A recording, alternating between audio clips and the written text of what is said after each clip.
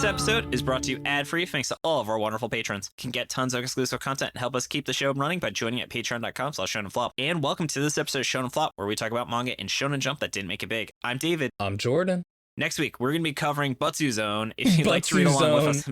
But I think it's Butsu Zone, David. Yeah, be sure to join the discussion in our Discord and submit your 6-word summary. You can find a link to the Discord in our episode description and on our website, shonenflop.com. This week, we are talking about Ginka Glüna, and we are joined by our guest, Evan. Hello. Hey, Evan. I'm Evan.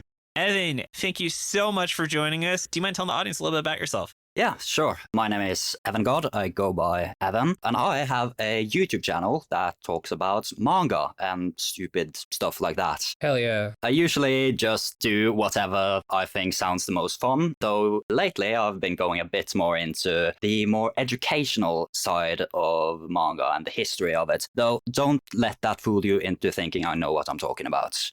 So, Evan, I have a question for you. Yeah, sure. What is manga? Manga is Japanese comics, and the Really? literal translation of it means something akin to whimsical pictures. Oh, I genuinely didn't know that. There we Damn, go. this guy came prepared. Yeah, and the first time the word manga was used, at least as we know, was around, I believe it was in the early 1800s, used for some paintings, though those didn't really match the modern description of manga, but that's where the Great Wave comes from. That was originally one of those manga paintings. Oh, that's interesting. Yeah. That is really interesting. I have a question. So I saw you made a video on Dick Fight Island. Oh, Dick yes. Island. I hoped I would get to talk about this. This is my favorite part of the day. So my question, though, is are you familiar with A Gravity Boys? Yes, I do know about it. So do you know about the penis magic, the magical penis arc? Yes, I've heard about it. I haven't read it, but yeah. Oh, it's so good. But, Evan, please tell me about Dick Fight Island. Jordan's pulling it up on adding it to his reading list right now. Yeah. So yeah, Dick Fight Island is the best battle shonen from later years. It's actually a boys' love porn manga. Oh. It's disguised as a big tournament arc where we have all these tribes sending their representatives that all have to duke it out in a great tournament where everyone has like their own specialty that the tribe has. And the tournament is all one-on-one fights where the winner is the person who gets the other to ejaculate first. That's definitely a porn manga. Yeah. Oh, that reminds me of, have you ever read Keijo? Oh yeah, I know about Keijo, yeah. Keijo fucking rules. This is even a bit more explicit than that, but yeah. Yeah, because like the whole joke with Keijo is that they're not even remotely sexual about it, even though it's boobs and ass, whereas yours sounds much more horny. Well, it's just straight porn. Exactly. And it's epic. But you know what manga wasn't straight porn? Oh, what? This series, Ginka Glüna. So let's dive into hearing about the manga details. AKA Glunka. Yes. Jordan, take it off. So I would love to say the name of the author here, but David didn't. Fuck. Post All right, give me a it. second. Do your own research, Jordan. You got me into a pattern, David. Well, you don't remember it from our Chibi episode? No. So this was written by Watanabe Shinpei, and, you know, you might remember them as an assistant for Kei Kamiki, who wrote Magu-chan. Yeah. Evan, are you familiar with that series? I did actually read the first couple of chapters in preparation for this, but before that, I only knew about it, but hadn't actually read it. You know, it's so funny because in the Chibi, I think David was like, man, he should team up with the guy from Magu-chan, the guy who... Right, fuck, I did say that, didn't I? Yeah. You'd think that the art in Magu-chan would be better if this guy was there, but apparently not. Oh, yeah. And shout out, we actually just finished our Magu-chan long form review, so people can check that out on the Patreon, where we had probably one of the best endings we've ever read in a canceled manga. Legitimately fantastic ending, like brought the whole thing up an extra point, like of quality, like. And Watanabe confirmed in Jump Giga that he's a fan of Hunter x Hunter, which, like, who isn't? He's a fan of Hunter x Hunter, Gantz, and JoJo's Bizarre Adventure. Interestingly enough, Full Metal Alchemist is not listed there, which is yes, interesting to me. Anyway, the author's other works include 4 one-shots from 2017 to 2021, including Social Game, which got an honorable mention for an Online Jump Rookie Award in 2017. Man, you know, those rookie awards don't seem to lead to... Most people who win these awards never seem to actually be successful. It's what the Golden Cup curse, where anyone... Evan, I don't know if you've heard this, but it's like anyone who wins that award is actually like never succeeds in Shonen Jump. Yes, I've heard of that.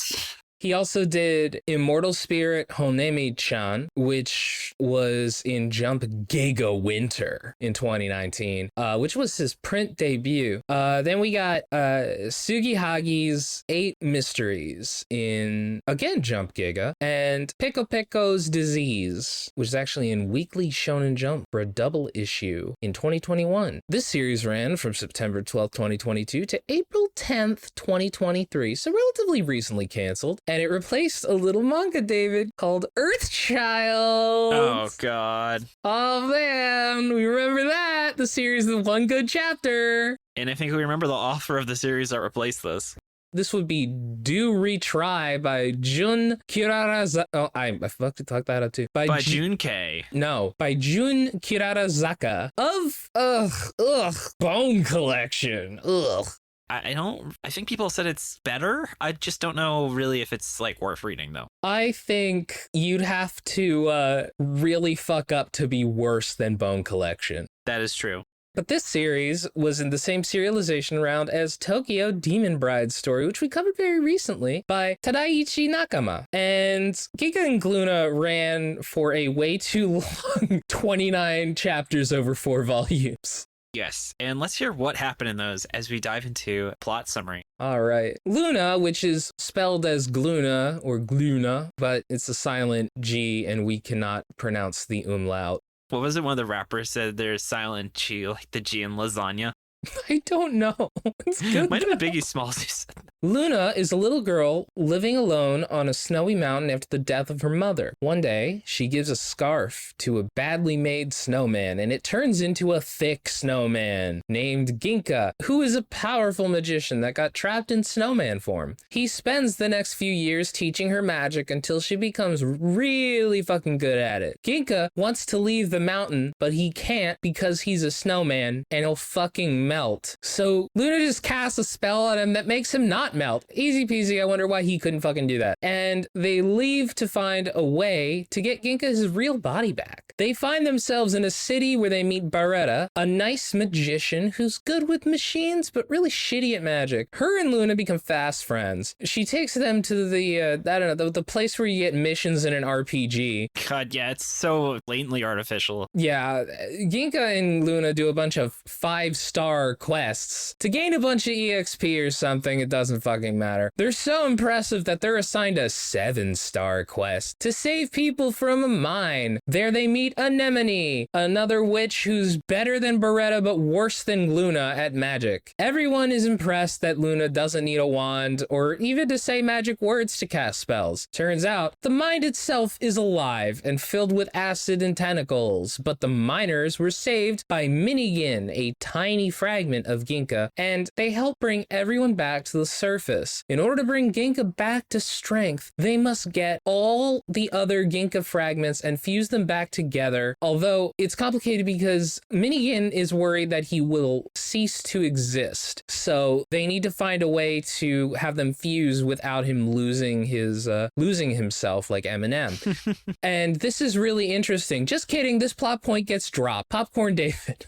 Before it's dropped, though, everyone decides to climb a huge mountain to get to the Magic Guild in order to see if there's a way to fuse the Ginkas together in a way that won't kill Minigin. They come across Karula, a powerful magician with 2 apprentices who are little kids. He fights Gluna, which causes her to go all out and reveals she uses dark magic, which is taboo. Yeah. Then Ginka shows up, and it turns out that he and Karula are friends/rivals, so the fight stops. But we know they were secretly lovers. Yes. They get a letter of recommendation from Karula to get into the Magic Guild under the guise of a non-magic user, or or a basic as they call them, and discover that the magicians living there are real dicks. The team thankfully winds up in the library regardless, where Luna gets into a fight with a powerful witch with one eye called Scheherazade, or Hera, who has the book they need. Luna steals it from her. Then Ginka shows up, which pisses Hera off, because Ginka is the one who took her eye. Here's where the other plot point with Minigun is totally dropped. Hera is actually an enemy's abusive master, and she pokes her eyes out to continue being abusive. There's a confusing fight where Ginka and Luna win, and Scheherazade is captured by Methuselah, guildmaster who trained Ginka, and I'm sure Jordan was surprised I said that one right on the first try. You did not say that right. You said Scheherazade.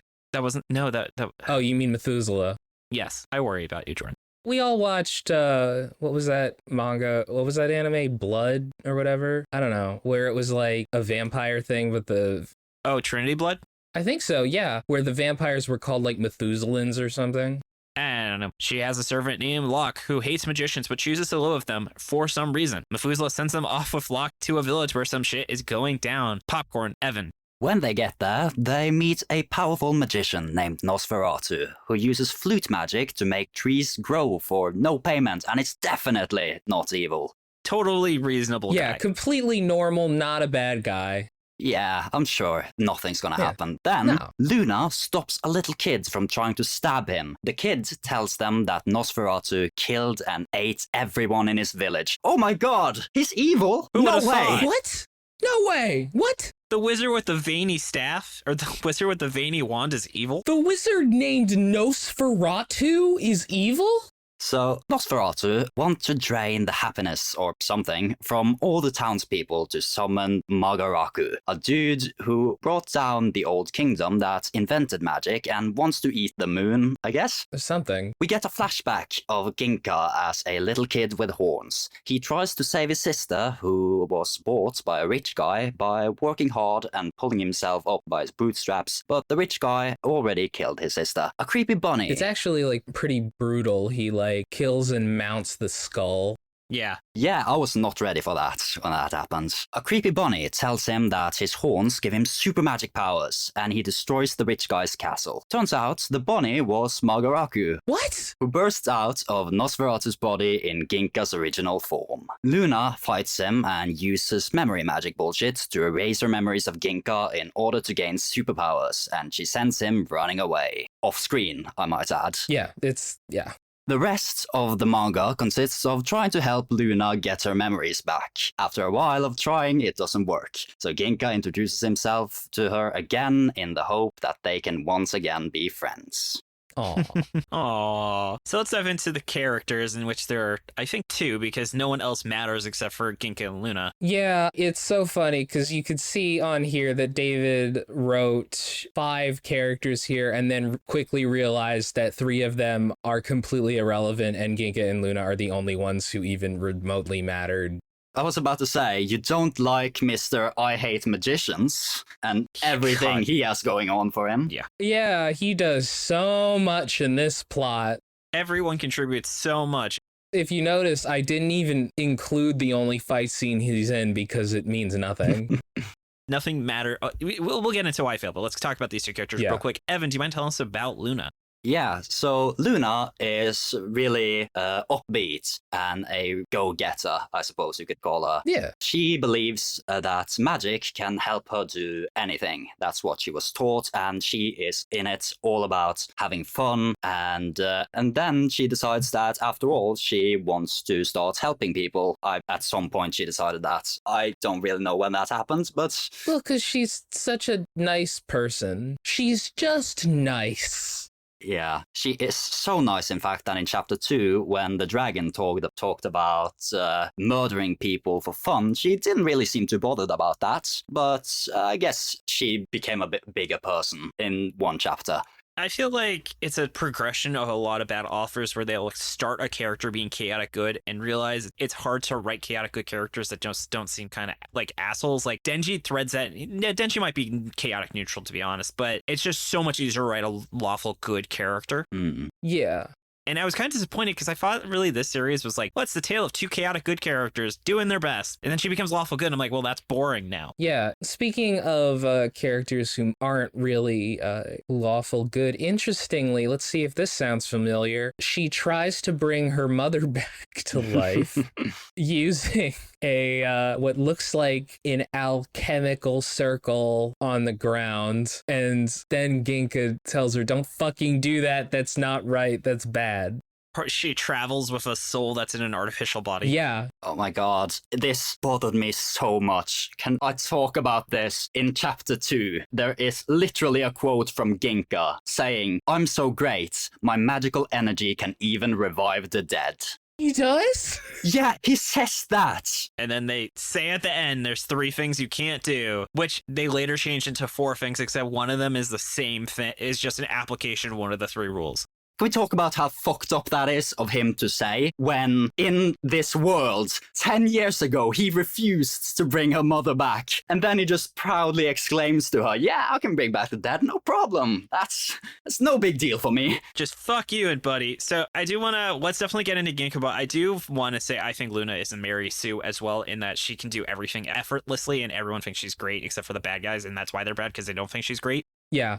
This might be the most blatant Mary Sue I've seen in Shonen Jump. It's possible, you know, I mean, the term Mary Sue does get, I feel, overused, but here it's, no, I would agree. This is very much a Mary Sue. There's really nothing to her character other than she's nice and good at things. Yeah. All right, but let's get into Ginka. He is a talking snowman. I actually thought it's really funny how greedy he is, but like they kind of like half put the effort in of him where it's like he's only greedy when it's funny, rather than it being like a legit character trait. So it's just like an excuse to make jokes, and he's kind of like her dad in a way. It's kind of weird, but yeah, it's just like there's so much inconsistency about how this character, both personality and background, works that I honestly don't really know how to describe him very well. I would agree. And the thing about Ginka is that he's just the best magician ever. Wow. Ginka is so good. How strong is he, David? Strong as he needs to be. Yes, he is exactly as strong as he needs to be in every fight. Like, they make a point of saying, oh, Ginka can only do like 1 or 2 magical things or he'll like melt and fall apart. And then there are fights where he just does a bunch of shit that like completely disregards that, and he just totally kicks ass way more than they implied he'd be able to. Yeah. It's just, there's no rules that nail him down. It changes constantly. And that makes it so that every single fight, they seem to try to figure out a way to write him out of the fight. For some reason he can't be there, whether that was because he was in a different part of the library and couldn't hear the fights going on, or he was busy playing Submarine for 3 days. I love how Beretta, one of the characters I dropped because she didn't really matter, her only contribution in like this fight against the evil witch was she got Ginka. Yeah, that's true. Beretta does absolutely nothing, which is why none of these art characters do anything, because this series is a fucking garbage fire, so I don't get into why it failed. Yes. This will probably be the easiest ever to write why it failed section ever, so Jordan, take it away.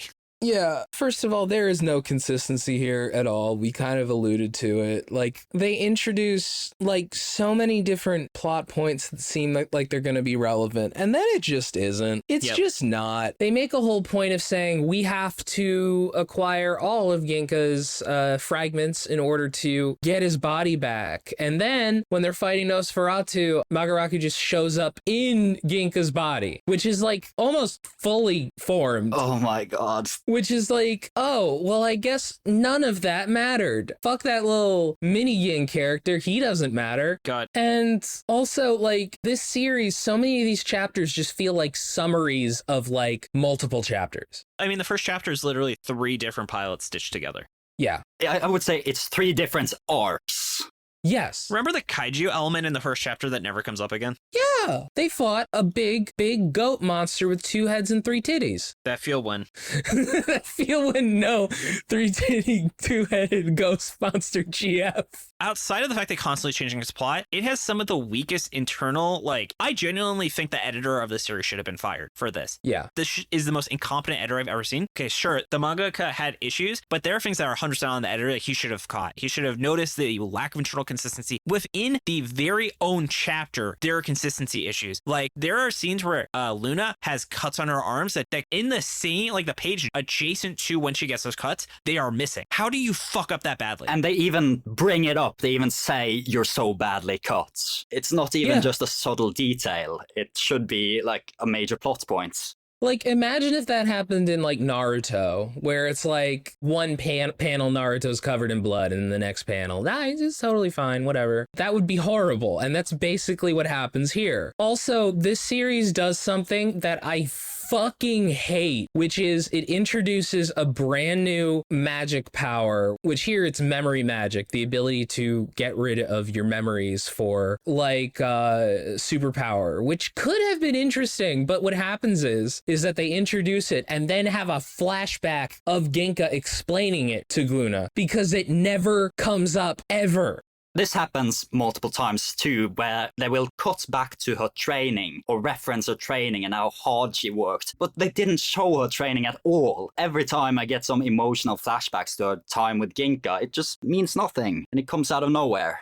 The author made her too powerful, and you can't write a story about a character that starts this powerful, because the only times where it's interesting have already been done.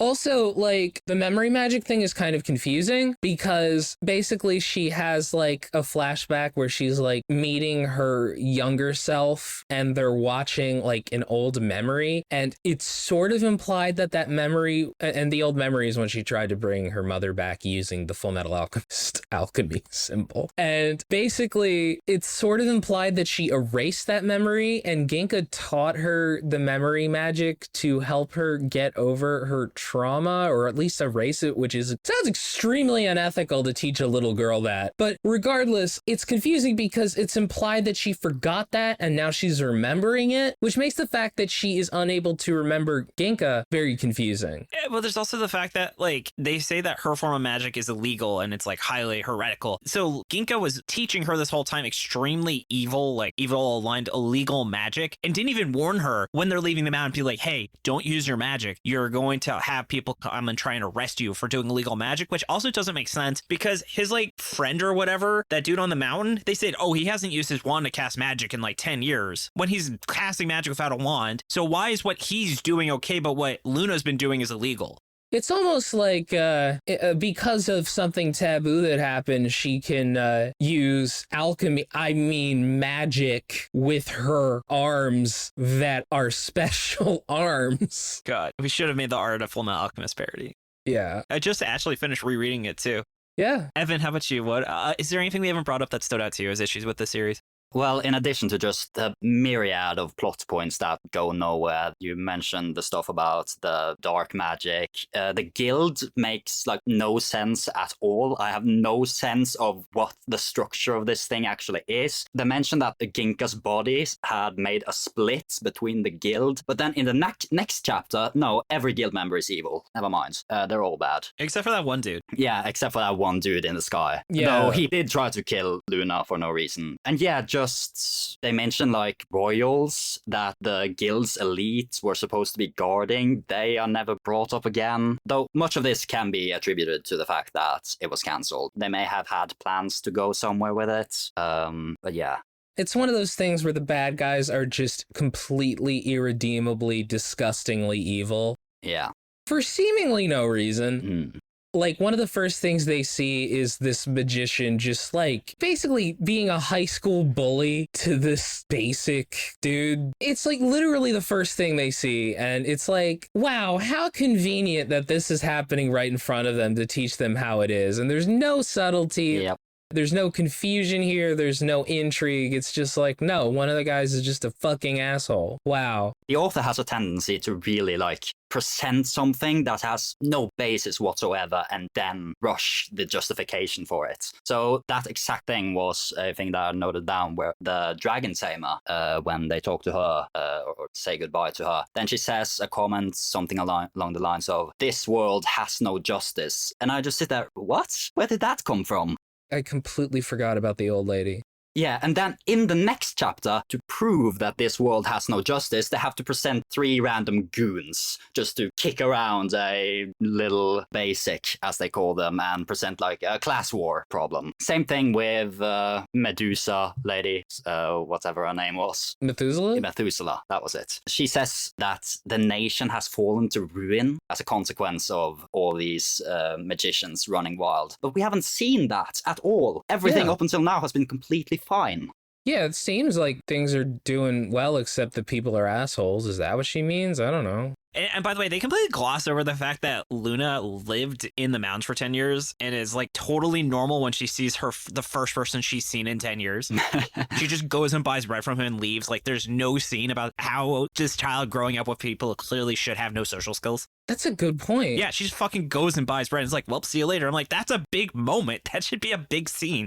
Yeah, I kind of feel like it was trying to be a little bit romanced on, but just wasn't at all. Like, she should have the same response to a new person as, like, Kid Goku has. Yeah. Like, he straight up doesn't know what a girl is.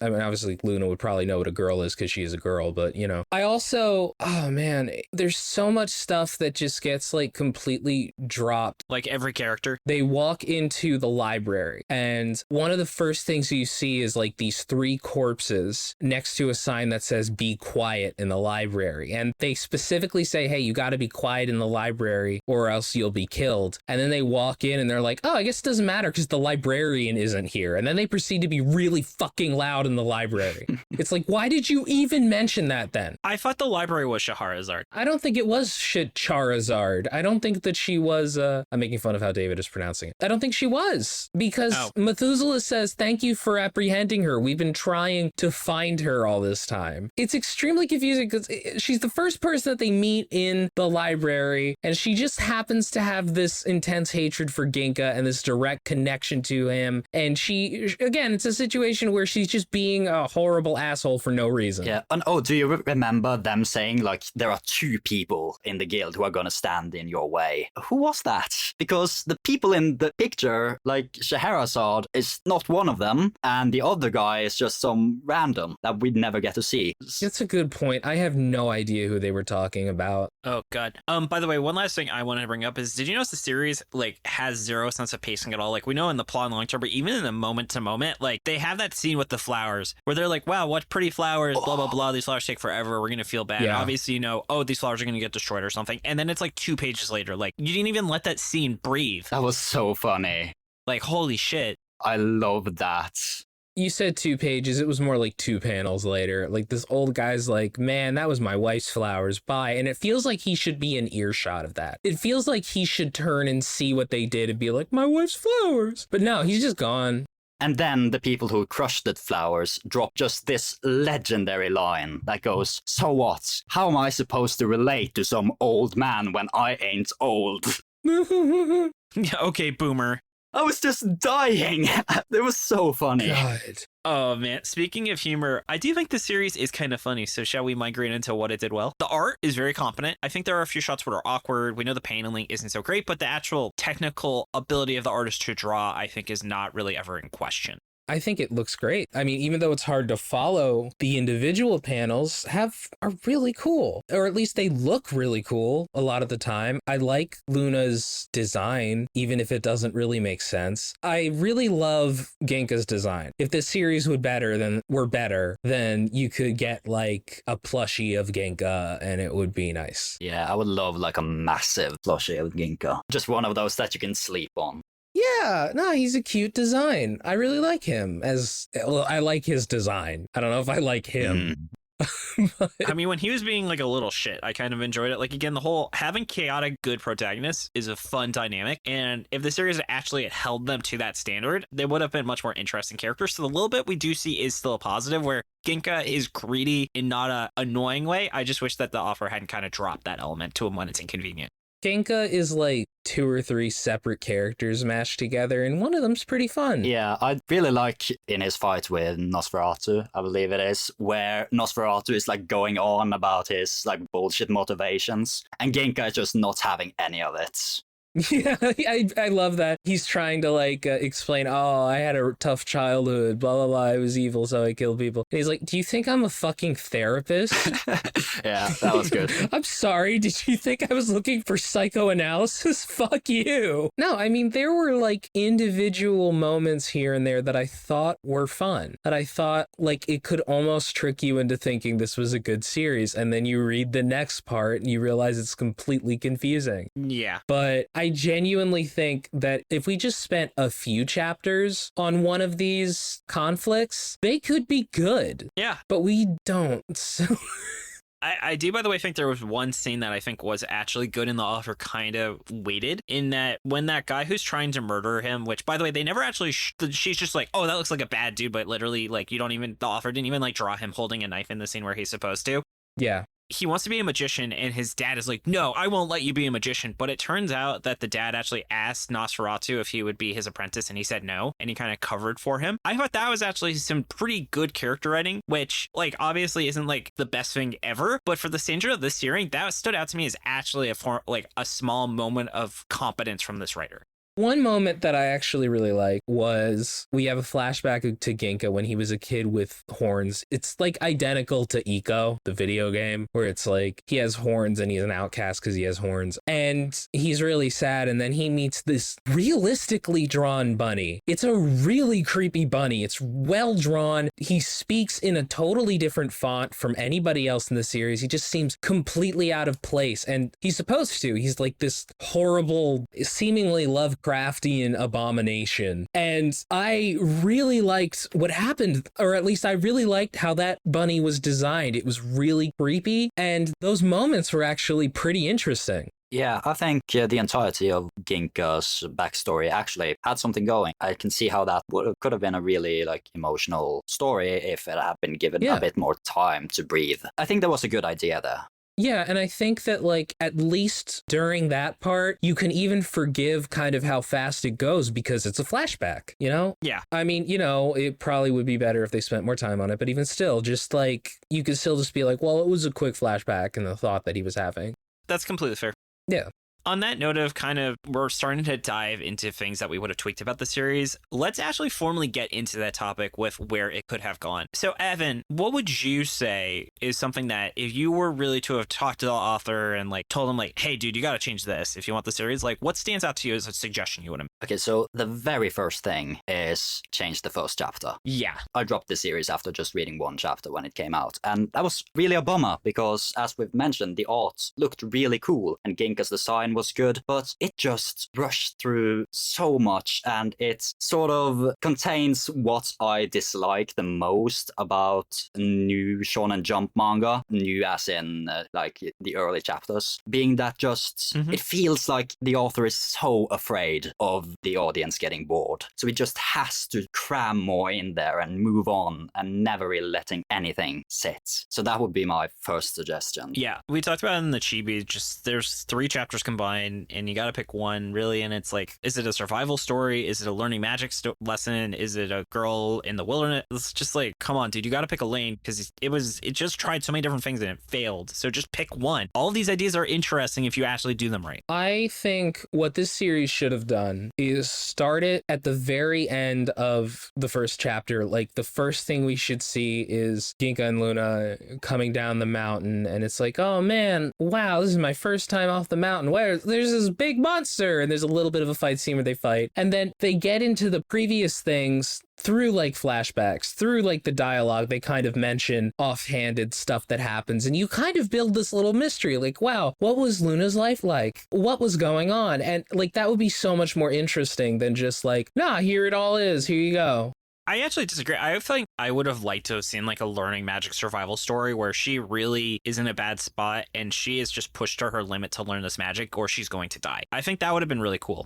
I think that they could have that, but I would put that later in the series. They would either have flashbacks or they would have people talking about it, because I just feel that's just a completely different series than this. Well, yeah, because it sounds more interesting because the series sucked. Yeah, but it's also just, I'm talking about if you want to do this general idea. Fine. That's what I would do. Fine. I do also like how there was an arc where they can't use magic. Okay, that'll be cool, because I always think it's cool to have a depowered part where a character's gotten too used to their abilities and now they have to be clever.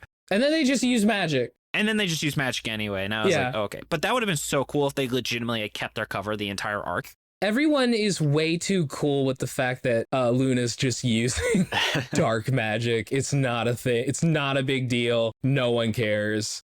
sacrificing memory thing makes sense. I don't get why wandless magic is inherently evil. Yeah, like it would be so much more interesting if like all of her magic was memory magic and she was just like getting rid of tiny little memories or whatever. That would be more interesting. Yeah. As it is, it's just so inconsistent. It's like, what? There's another magic system?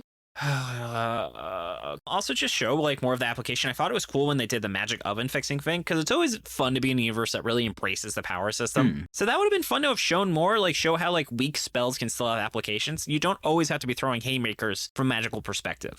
Yeah, like Metallica Metaluca did that better. God, that series did a lot of things badly. The series sucked. God, the most blatant Hunter x Hunter ripoff. This series is like the relationship to magic is very similar to something like, say, Witch's Atelier, which goes much more into the whole magic. It's hard not to say that's just the recommendation to read that instead of this. Yeah, I was considering it too, but it was a bit too obvious. Yeah, but I wanted to throw it in there somewhere, so. Yeah, no, you're gonna be suggesting Penis Fight Island is your recommendation. Yeah. Yeah, the best new gen shonen. Yes. Hey, Gravity Boys is, hey, let's make Penis Fight Island for teenagers. All right, sorry, we're getting off track. Let's get into miscellaneous thoughts. So, Evan, I want you to kick things off, but I do want to say I screwed up. It was actually Lil Wayne that said, real G's move in silence like lasagna. That makes sense. So I just want to say, listeners who are going to write me in, just know I'm sorry. I misremembered. But, Evan, what was the miscellaneous thought you had that you felt like you just haven't had a chance to say yet? One thing that really bothered me was, why does Ginka love money so much? When you think about it, think about his backstory, right? You have him being a slave and having his sister bought with money as a slave and then killed by this rich guy. Then he works to save up money for years to buy her back, and then that money turns out to be useless and he doesn't get his sister back, and he laments the fact that he shouldn't have tried to buy her back with money. He should have just gone in and taken her back instead. So why does Ginka love money?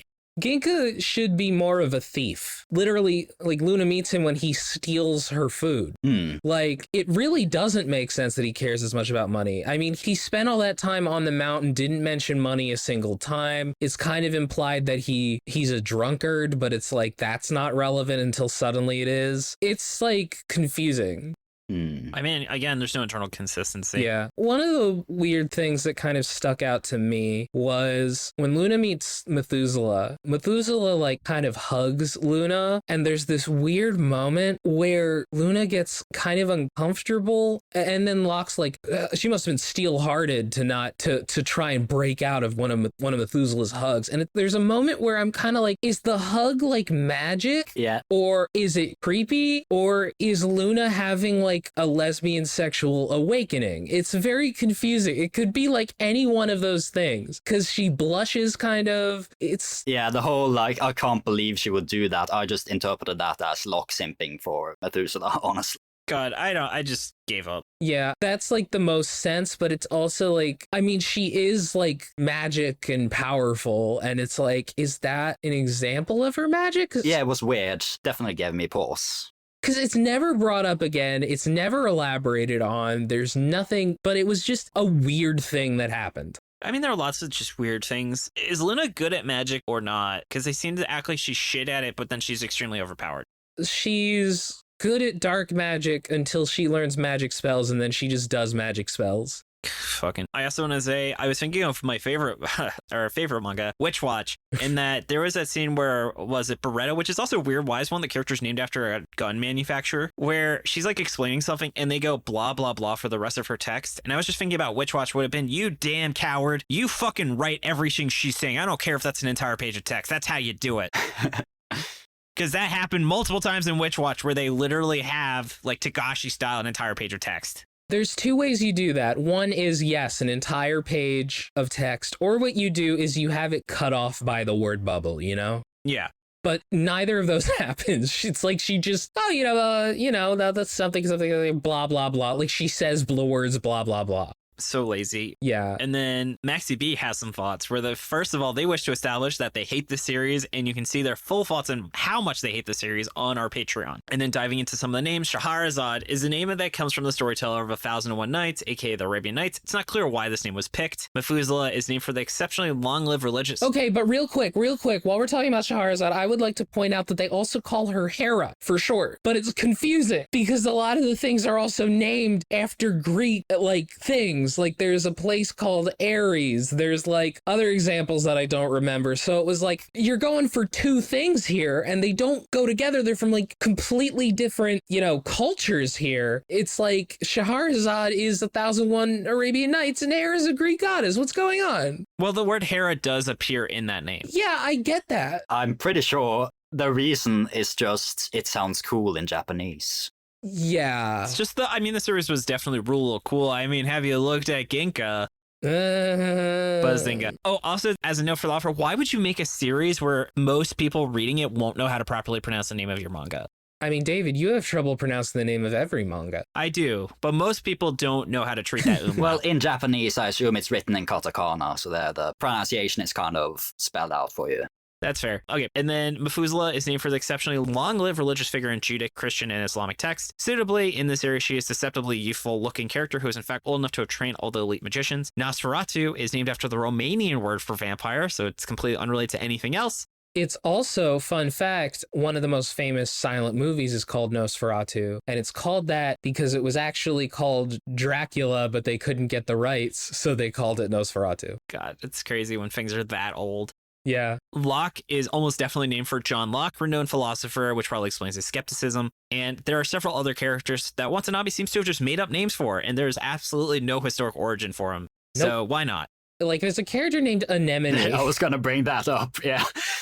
There isn't, like, even any way to connect her to, like, a sea anemone. I don't know why her name was Anemone. I don't know. And then, Evan, do you have any other miscellaneous thoughts? Yeah, I have two things, one short and one a bit longer. The first one is that, you know, in the movie Get Out, the director wanted to sort of show what's a way we can show that this character is a psychopath, is evil. The Fruit Loops. Yeah, the Fruit Loops, right? This has a moment of that in which I assume the author asked himself, what is the most evil thing a person can do? And the answer he came up with was a disorganized bookshelf. That's true. Yeah, Hera is like, they're in the library, and one of the ways that the first way that they know she's evil is that she puts a book back in the wrong order. And she's like, well, who says that 2 has to come after 1? Which, by the way, she, I think, misplaced the book number 4, because if you look at the dots on the book, it goes 1, 2, 3, and then it's obscure, and then 5 is next to it. They didn't even look properly at the art when they wrote the dialogue. No, of course not. Yeah. It's just those little things. God. Yeah.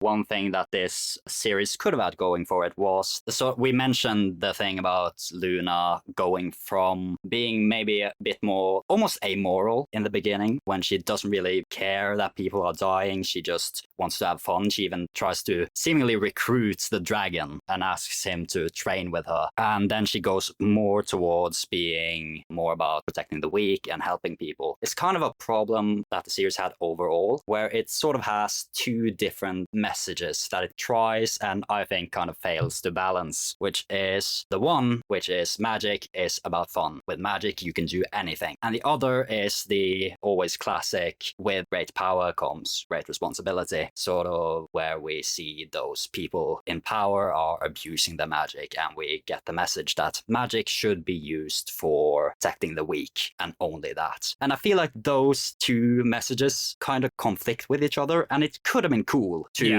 use that and actually address that fact. But no, instead they kind of just flip-flop between whichever message is convenient at the moment. Yeah. I feel like Luna is kind of a Luffy ripoff, but really shitty. Because it's like you first see her and she's like, as a little kid, she's like sad and angry. And then she shows up and she's just so happy-go-lucky. But the thing that the author misses is that Luffy is kind of an asshole. He's kind of a selfish dick.